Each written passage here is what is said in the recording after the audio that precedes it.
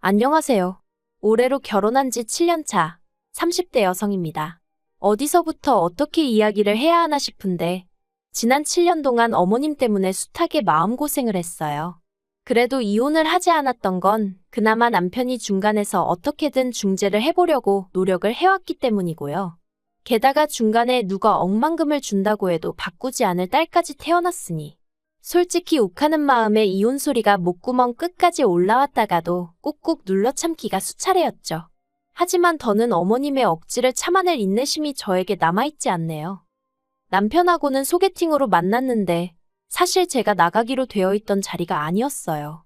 원래는 친구가 나갔어야 하는 자리였는데 친구가 사정이 생겨 도저히 나갈 수가 없다며 저더러 대신 좀 나가달라고 하더라고요. 그리고 저는 그런 친구의 제안이 너무 터무니없다 싶어서 차라리 다른 날로 미루라고 했는데 그러지 말고 그냥 나가서 자기인 척 밥이나 한 끼 먹고 와달라며 아주 사람을 달달 볶는 거예요. 그래서 결국 알겠다 하고 나갔던 자리였어요. 제 소개팅 자리가 아니었으니 상대방으로 나올 사람이 어떻게 생겼을지, 직업은 뭔지 그런 것도 하나도 궁금하지도 않았죠. 그리고 그렇게 나간 약속 장소에는 지금의 제 남편이 나와 있었는데 솔직히 저는 오로지 밥만 먹고 적당한 타이밍에 빠져나올 생각뿐이 없었습니다. 하지만 나중에 듣자 하니 남편은 아니었대요. 제 뒤에서 후광이 비쳤다는 무슨 말도 안 되는 소리를 하면서 아무튼 첫눈에 반하는 게 이런 건가 싶었답니다. 그리고 그래서였는지 엄청나게 적극적으로 나왔는데 좀 부담스럽더라고요. 솔직히 제 자리가 아니었다 생각하니 이래저래 엮이기는 싫었어요. 그래서 애프터 신청을 해왔을 때 제가 소개팅 자리에 나가게 된 경위를 설명하고 사과를 했죠. 그런데 남편이 그게 뭐가 중요하냐면서 자기는 제가 너무 마음에 들었다는 거예요. 그리고 친구에게 상황 설명을 하니 친구도 자기랑 그 사람이랑 사귄 것도 아닌데 어떠냐면서 이참에 저더러 연애 좀 하라나요? 아무튼 그래서 남편을 몇 번 더 만나 정식으로 교제를 시작하고 만난 지 2년 만에 부부의 영까지 맺게 되었네요. 남편이나 저나 결혼 당시 이미 30이 넘었었기에 따로 신혼을 가질 생각은 없었습니다. 아이를 바로 갖겠다는 계획도 없었지만 1년은 둘만의 시간을 보내겠어. 이런 것도 아니었던 거죠. 그런데 어째서인지 결혼한 지 3년이 되도록 아이가 생기질 않는 거예요. 그리고 이 무렵엔 느긋한 성격인 저도 조바심이 나기 시작하더군요. 특히나 어머님께서 이모님 자녀분의 임신 소식이 들려오니 그때부터 족보가 꼬인다는 알 수 없는 이야기를 하시며 짜증을 내시는 일도 잦아졌고요. 그러다 하루는 어머님께서 저에게 연락을 해오셨습니다. 그리고는 웬 산부인과를 하나 알려주시면서 여기 가서 어머님 소개로 왔다 하고 검사를 받고 오라는 거예요. 그래서 제가 무슨 검사를 받으러 산부인과에 가라고 하시는 거냐? 나는 이미 매년 건강검진을 받고 있다. 말씀을 드렸지만 들은 채도 안 하시대요. 그리고는 무조건 당신이 말한 병원에 가서 검사를 받으라는데 그때 느낌이 쎄한 게 저희 부부 사이에 애가 안 생기는 이유가 나 때문이라고 생각하시는구나. 느낌이 딱 오더라고요. 그런데 저는 정말 마음에 걸리는 게 하나도 없었거든요. 그래서 어머님께 그렇게 걱정되시면 같이 가자 했습니다. 그리고 이참에 아예 불임 클리닉으로 가자 하여 남편까지 데리고 가자고 했죠. 그런데 이 이야기를 전해 들은 남편이 노발대발 난리도 아니었어요. 자기는 그런 검사 받기 싫다. 애가 때가 되면 생길 수도 있고 안 생기면 또 어떠냐면서 수치스럽다느니 그 검사를 받는다고 안 생기던 애가 갑자기 생기겠냐며 이리 빼고 저리 빼고 왜 저러나 싶더라니까요. 하지만 결론부터 이야기하자면 결국엔 병원에 갔어요. 남편이 너무 정색을 하니까 어머님의 의도를 떠나서 제가 더 어떻게든 남편을 데리고 병원에 가야겠다는 생각밖에 안 들었거든요. 그리고 병원에서 듣게 된 소식은 충격이었습니다.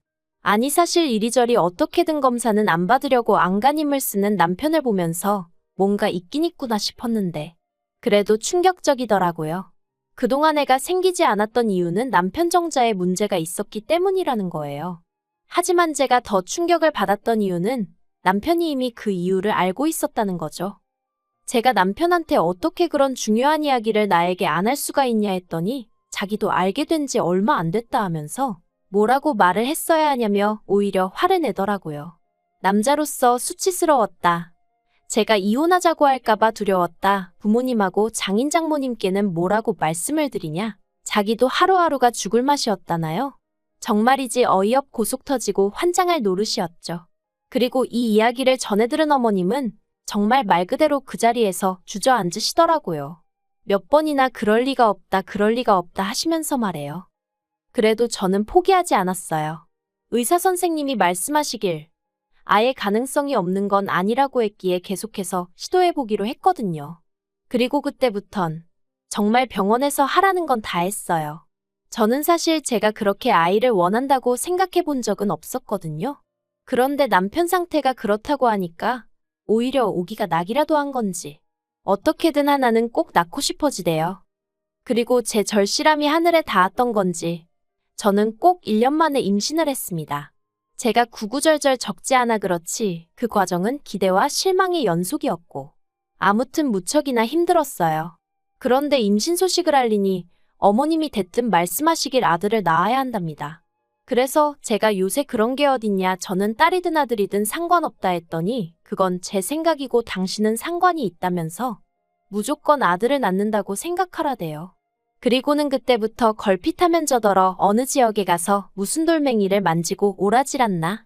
성분도 모르신다면서 대뜸 아들 낳는 약이라고 먹으라고 들이대시질 않나? 곤혹스러운 순간의 연속이었어요. 그러다 임신한 지 6개월 넘어가던 시기에 제가 선생님께 아기용품을 준비하고 싶은데 무슨 색으로 사면 좋겠냐고 넌지시 아이 성별을 물었습니다. 그러자 선생님께선 핑크색이 좋겠다는 말로 딸이라는 걸 알려주시더군요. 옆에 있던 남편은 꼭 저를 닮은 아이가 나왔으면 좋겠다며 무척이나 기뻐했지만 어째서인지 아들 타령을 하던 어머님 얼굴이 머릿속을 스치대요.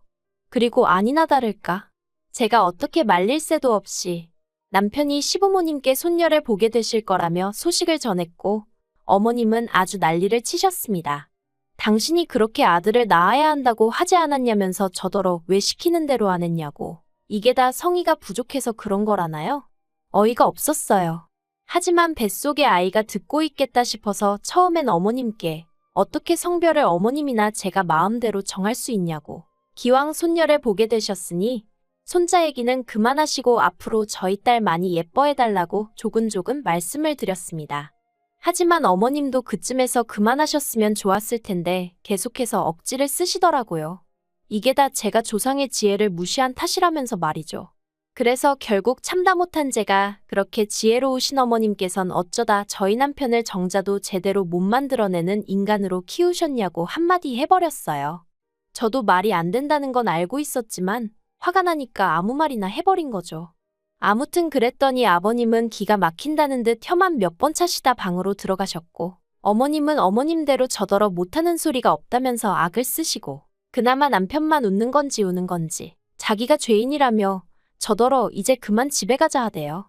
그래서 남편 손잡고 집에 왔고 그때부터 지금까지 어머님 아버님과는 꼭 필요할 때가 아니면 안 보고 사는 사이가 되었어요.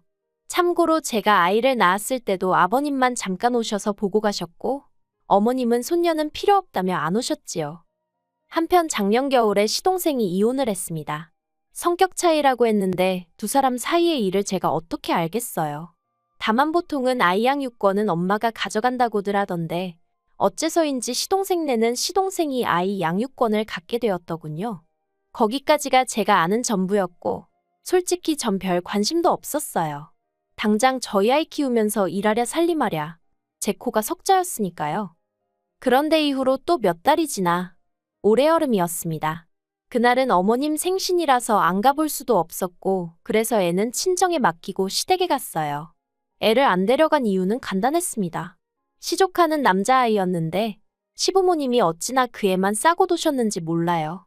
그리고 시부모님은 시족하는 엄마가 없지 않냐며 당신들의 행동을 정당화하셨는데 제 눈엔 그저 손자와 손녀를 차별하는 걸로밖에 안 보였거든요.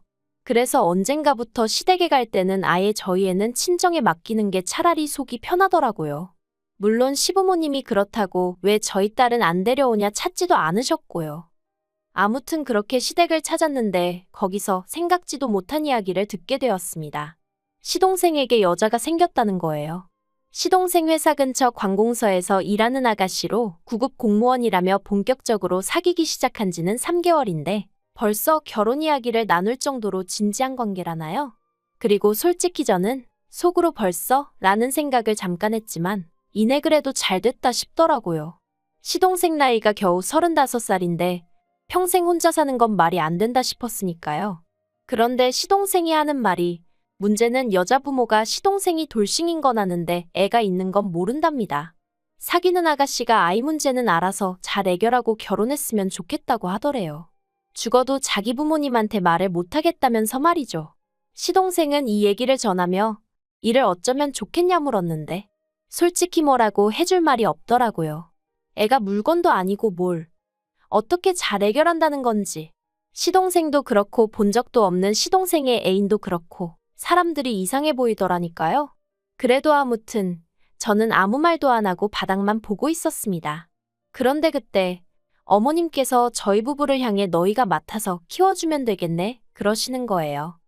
순간 제 귀를 의심했습니다. 이게 무슨 소린가 뭘 맡아서 키우라는 건가. 그리고 이내 그게 시조카를 뜻한다는 걸 알아차렸죠. 그래서 제가 무슨 소리를 하시는 거냐고 절대로 안 된다고 못한다고 했어요. 그랬더니 어머님이 왜 못하냐대요? 아니, 무슨 이유라도 필요한가요? 내 자식도 아니고 내가 못 키우겠다면 못 키우는 거지. 왜 못하냐는 게 말이 되냐고요. 그래서 구구절절 설명하려다가 그마저도 짜증이 나서 그냥 싫다고 못한다고 했어요. 하지만 어머님께선 계속해서 집요하게 가족 좋다는 게 뭐냐? 형이 동생을 모른 척할 거냐? 정말이지 별의별 소리로 괜히 저희 남편으로 하여금 미안한 마음을 갖게 하시는 거예요. 그래서 제가 어머님더러 그만하시라고 했어요. 저희 부부는 하나뿐인 딸에게 집중하며 살고 싶다고. 그리고 상황이 그렇다 보니 시조카한테 마음 쓸 여력이 없다. 그러니 저희 상황도 이해해달라. 그렇게 말씀드렸죠. 그런데 어머님이 정말 도끼눈을 하시곤 저를 째려보시더니 하시는 말씀이 아들도 못 낳은 죄인 주제에 어딜 나서냐고. 제 주제에 언제 아들을 키워보겠냐며 이참에 감사한 마음으로 키워보라나요? 그리고 그땐 정말 이성의 끈이라는 게 있다면 그게 제 마음속에서 으드득하고 뜯어지는 것 같더라고요. 그래서 제가 어머님더러 지금 말씀 다 하셨냐 하고 당장이라도 달려들기세였는데 순간 남편이 제 손을 딱 잡더니 어머님더러 방금 뭐라고 말씀하셨냐면서 언성을 높이는 거예요. 그리고는 시조카가 불쌍한 건 알겠는데 그렇다고 왜 그 책임을 우리가 지라는 거냐면서 점점 목소리를 높이더니 가뜩이나 민수 아들하고 우리 딸하고 차별하는 거 점점 심해져서 한마디 하려던 참인데 정말 너무하신 거 아니냐며 급기야 악까지 쓰더라니까요. 그래서 원래는 화를 내려던 제가 오히려 남편을 말리고 있었네요. 그런데 정말 저희 어머님은 눈치가 없으신 건지 그 와중에 남편더러 하시는 말씀이 애를 아예 못 낳는 것도 아닌데 네 마누라가 뭐 그리 대단하다고 절절매냐면서 그럴 거 없답니다. 이참에 저랑 이혼하고 딸도 저한테 줘버리래요. 그리고는 새 마누라 얻어서 아들 낳으면 된다나요?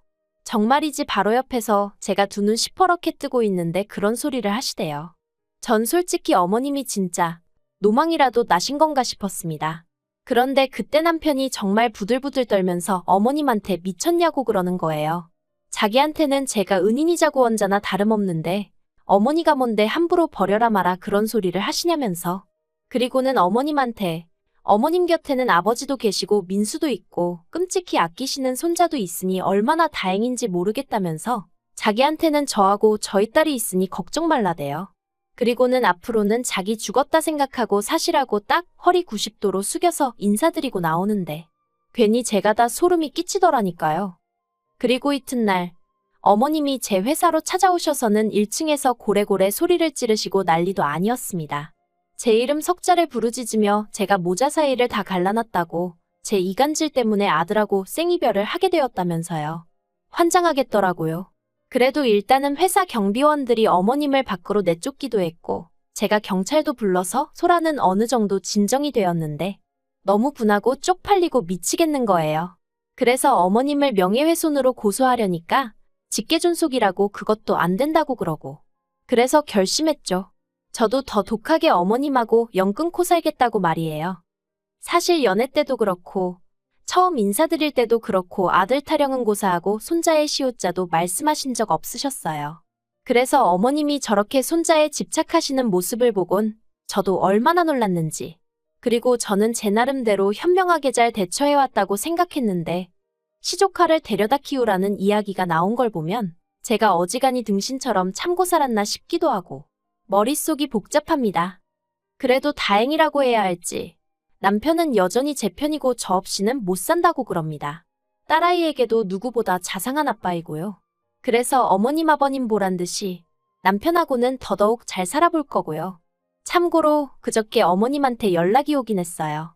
언제까지 서로 이렇게 날 세우고 살 거냐며 저더러 숙이고 들어오라고 그럼 이번 한 번만 봐주겠다는 말도 안 되는 얘기를 하시더라고요. 그래서 봐주긴 누가 누굴 봐주냐면서 어머님이야말로 정식으로 저하고 제 딸한테 사과하시라 했어요.